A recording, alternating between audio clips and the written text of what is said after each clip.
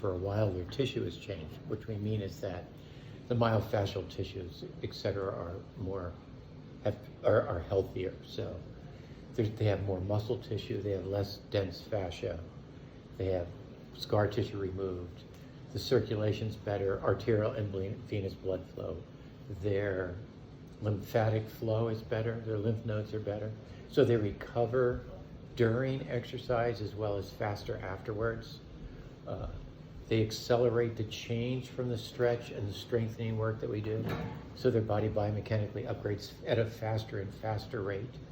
It's a very cumulative process, very sustainable that way. My turn. So that's the advantage. So the more the person actually has been stretched or has stretched themselves, the faster the changes that can be actually made in their body. It's not a linear function, it's an e to the x function. It's a natural function.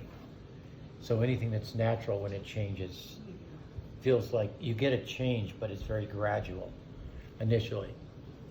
And then it starts changing, then after a while it starts to speed up or accelerate, and then it starts to go vertical. Mm-hmm. That's an e to the x function. Everybody knows that. That's how all natural phenomena is mapped out in math that way. So we can tell when we're stretching the outside of your left leg like now. We can feel how much more muscle tissue is involved in contracting when we're stretching you or strengthening you. We also feel, because the tissue is different on the outside, it's allowing more rotation of your girdle as well as then your hip joint. So this muscle is particularly associated with the outside of your girdle. And as the girdle becomes more stable, then the hip joint, which is a different muscle group, starts to be able to be addressed. And that gives you more freedom of rotation at the hip joint. So we did these and these first, the lateral and medial muscle groups first for your hip girdle. And then you move around the leg and do interior medial, interior lateral, and posterior medial. And that does your hip joint. And then we do the front of the thigh and the back of the thigh, and that's the knee.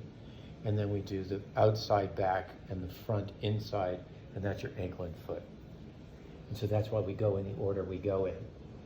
And we can do that if a person's, doesn't have any extreme condition going on. Otherwise, you have to address wherever the scar tissue is first. And then you can go after other stuff. Want to push out towards me? He wants prime rotation in this leg already. So we're literally stripping the fascia every rep, right? Every rep, you are causing a transfiguration of the fascial material.